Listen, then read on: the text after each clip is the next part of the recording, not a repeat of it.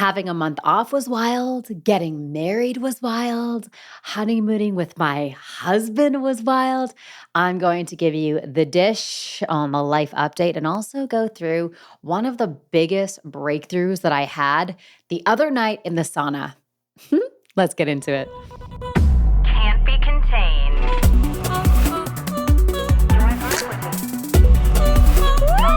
That's what I'm talking about. All right. You guys, it feels so good to be back. I was so pumped on having a month off because I haven't done it in 15 years. I was like, that's going to be so amazing. I'm going to love every single second. And I loved it for like 2 weeks. And then I really understood why retired people like go crazy. I was like, I just want to get back to work. I want to get back to doing my thing. I want to get back to serving. Like, we have all of this life force, right? All this energy that comes to us and needs to move through us. And if it's not going anywhere, and it could be anything, it could be parenting, it could be cooking, it could be painting, it could be creating, it could be filmmaking, whatever it is. When that life force doesn't have like somewhere to go, it kind of just gets a little like stir crazy.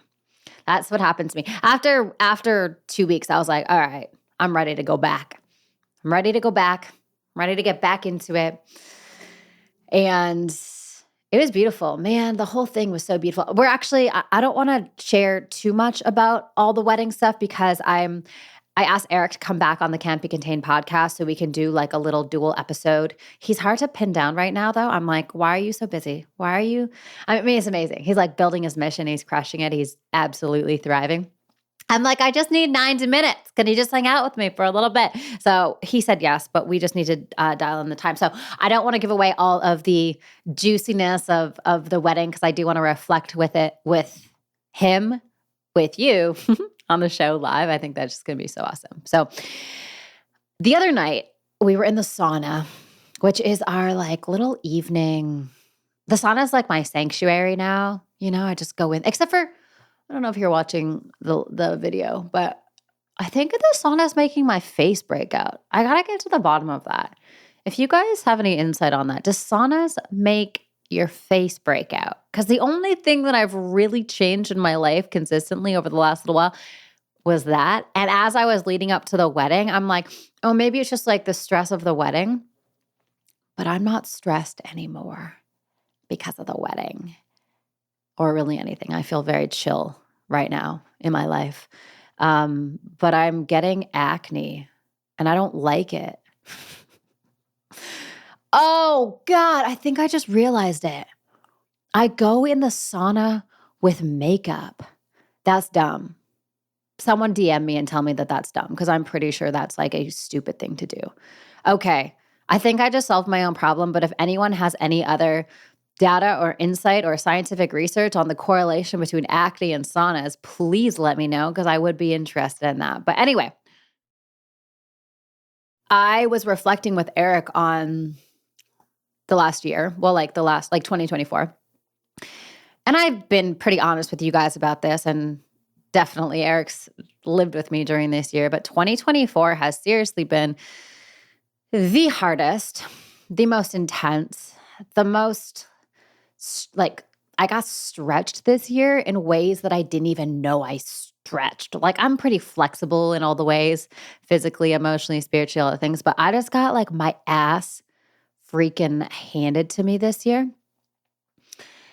And when I reflect back on it, it was all for me. Like obviously, right? Everything's happening for you in perfect timing. I believe that to my core, I do. But in the middle of it, you're like, this sucks so much.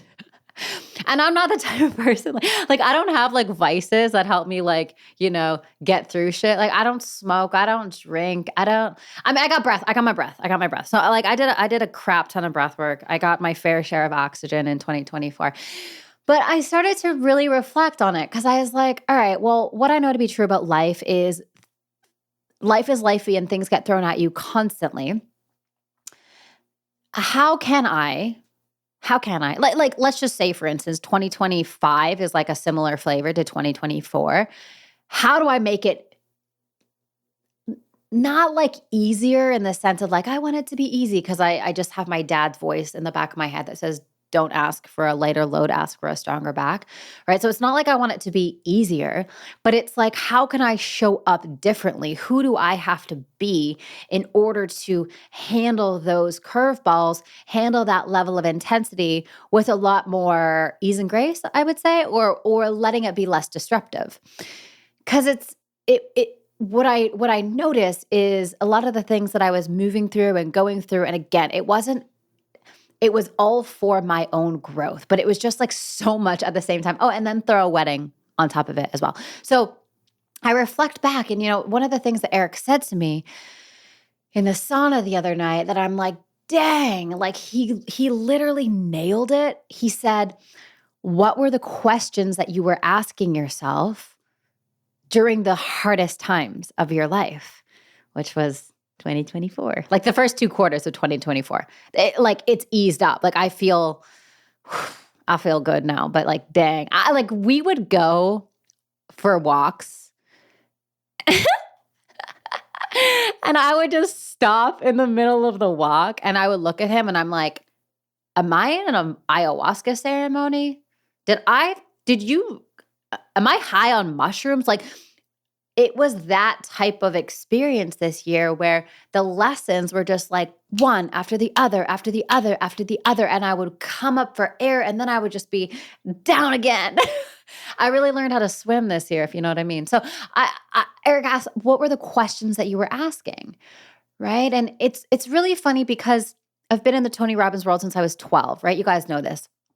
And the quality of your life comes down to the quality of your questions is something that I've literally heard come out of his mouth 300 times. So now I'm a little bit like blind to it, right? I'm like, oh God, this is again. And I understood that logically, but the other night in the sauna, I actually was feeling it. I was experiencing it. And the questions that we ask ourselves, they shape our perception of reality and they determine the direction of our thoughts and actions. And so the quality of the questions that I was asking myself this year were just not great. Like when I really look back on it and I'm really, really honest with myself, the questions were like, why is this so hard? I heard so many of my mentors say that at the 6 to 7 year mark of a business, the business goes through its first sort of life cycle. So things get really challenging 6 to 7 years. And so I kind of like looked at the calendar. I'm like, dang, it's literally exactly that mark for pause. I was like, okay, so I'm on path. This is expected. I understand this. But I was asking myself the question, why is it so hard? And I looked back on 2023 and 2022 and 2021, and I'm like, it used to be so easy. Right? That's another like really bad frame of like, oh, it used to be so easy. Like that was so easy before. Why is that not working anymore? Why are so many hard things happening at the same time? Like, do you see the quality of those questions are just really bad? Why do I keep making this same mistake? Why do I keep hiring people that are letting me down? See, terrible questions, right? So I got really present to that the other night and I'm like, oh, I can change the way it feels when challenge comes by completely changing my questions. Because again, remember, questions shape our perception of reality and they determine the direction of our thoughts and actions. And so a new question could be, what am I learning from this? Right? What am I learning from this? That promotes resilience. That allows us to take our mindset out of this like lack and limitation and put it in a new direction. The second question is, who has solved this problem before? Who has solved this problem before? When I look at today, present day, and I look at a problem in my business, I can ask myself, well, who has solved that before? And 10 people come to mind per one problem that I have. And so a breakthrough that I had the other night was, For every quote unquote problem that exists in my business or in my life or with my health or finances or whatever it is, how can I assign one high quality question to that problem? And what this does is it helps direct the mind, right? Because when we have a problem in life, our mind can spin off into a million different directions, being like, what if this happens? And what if this happens? And what about this? And what about this? And why do you always fail? And why do bad things always happen to you? Blah, blah, blah, blah. But if we don't let the mind go on a roller coaster of craziness and we just give it one question, then every single time we get confronted with that problem or with that situation and we feel triggered, we go, there's the question. And when I have that question, when I have empowering questions versus limiting questions, those allow us to move forward in the direction that we're going. A question could be, what's one small step I can take today, right? Action is the remedy for so many things. Just get in action. Because when you're in action, you begin to really, really, really figure things out, right? The brain searches for answers based on the type of questions that we ask. And so what that can do is it can reinforce our brain to be always thinking and optimizing for a better answer. So much of this is a muscle, right? We're like really, really, really training the muscle to, when I experience this problem, let my brain do that. Because we innately have a ton of brain power. We really do. There's a lot of energy. The brain is fascinating. It's fascinating. There's a lot of power that comes with it. And if all of that power and all of that fuel is directed in the wrong freaking way, it's going to be a nightmare. But if all of that energy and all of that fuel is directed in a positive way that gives us amazing answers, it's going to feel resourceful. It's going to feel good. We're going to be like, oh my gosh, there's this opportunity and this opportunity and this opportunity. Going back to Tony Robbins, the quality of your life comes down to the quality of your questions. I always say, and this is true too, the quality of your life comes down to the quality of your breath. So breathe while you're asking those amazing questions, right? But really, this is about self-awareness. Oftentimes when emotionality gets high, self-awareness gets low. And that's a problem. When emotionality gets high, self-awareness gets low. Happened to me yesterday. I got an email. Oh, this is so bad. There was an email. Okay, guys, I'm going to give you the frame for this. I'm going to give you context for this. I got married 2.5 weeks ago. Okay. And the email, oh my God, I'm going to pull it up right now because it was that bad. This email went out to my list. God, I can't believe I'm telling the story a day after it happened because it still feels like really raw and I still feel very pissed about it, but I'm just trying to keep things real here. So the subject line was attract opportunities right into your lap, okay? And the body of the email says, this one's for my ladies. Hey, Samantha here. In case y'all didn't know, my love life is basically non-existent right now. I'm way too focused on pause. I get this email yesterday and I'm like, what on God's green earth is what? An email that was written 8 years ago was sent out to my database for some reason. Yeah, you can imagine my surprise. You can imagine my frustration, right? But yeah, I let myself get really angry about it because it was really shitty. I'm like, that sucks a lot. And what's done is done. We can't recall that. And rather than asking myself all of these disempowering questions, I started to ask myself more empowering questions.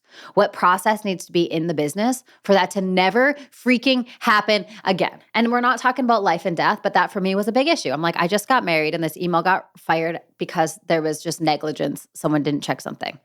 Stupid, right? It's just a stupid mistake. And that happens. So the question is, what needs to happen? What process needs to be in place? Who needs better training? Who needs to be trained up on attention to detail? Whatever it is, it's all figure outable. And this is the path of self-awareness. And like, I'm going to be super honest and super clear that I was in an emotional state for a good 5 minutes, right? Like 5 minutes, I was like raging pissed. My emotionality was so high, so my self-awareness was very low until I like let the energy move through my body. And then my emotionality began to come down, my self-awareness began to increase again. And then I could actually ask myself the empowering questions to solve the issue and move through it.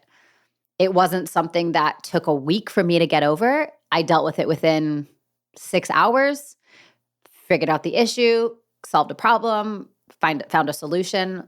But these things happen, and we have to let ourselves purge the emotion because that's real, right? We can't just pretend it's not there. And then Tony Robbins says 90 seconds. Mine was 5 minutes. So whatever, tomato, tomato. But the goal, right, is to take that 5 minutes to 4 minutes to 3 minutes to 90 seconds, whatever. The goal is to purge that emotionality with breath work, with shaking, with punching, with whatever you need to do to purge it, to come back into a place of just ease and normalcy, right?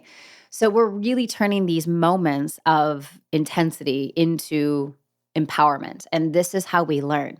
We learn through pain sometimes, not always, but we learn through pain a lot of times, right? Now, questions are the art of asking questions, not only to yourself, but in your relationships, has been such an incredible tool for me, especially again, when there's conflict in relationships, whether that's with your partner, whether that's with a business partner, whether that's with an employee. How can you use the art of asking really good questions to solve the issue? Because oftentimes when we're in a conflict, whether it's with ourselves or whatever, we just want to get angry and get mad. What if we allowed ourselves to go on the emotional wave, we came back to a place of confidence and clarity, and then we began to ask really empowering questions like, hey, I'm just curious how that happened. Where was your mindset when that was happening? What's the truth in this?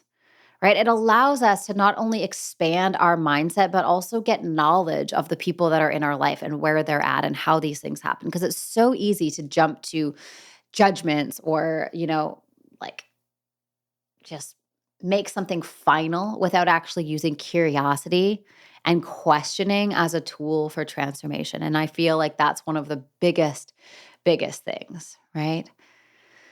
So a little practice that I did the other night, and I would highly encourage you to do this as well, is think of the patterns in your life that show up as like problems, right? I'll use quotation marks because they're not all problems. A lot of them are just opportunities for growth, right? Opportunities for expansion, but whatever. Let's just call them, it's a problem.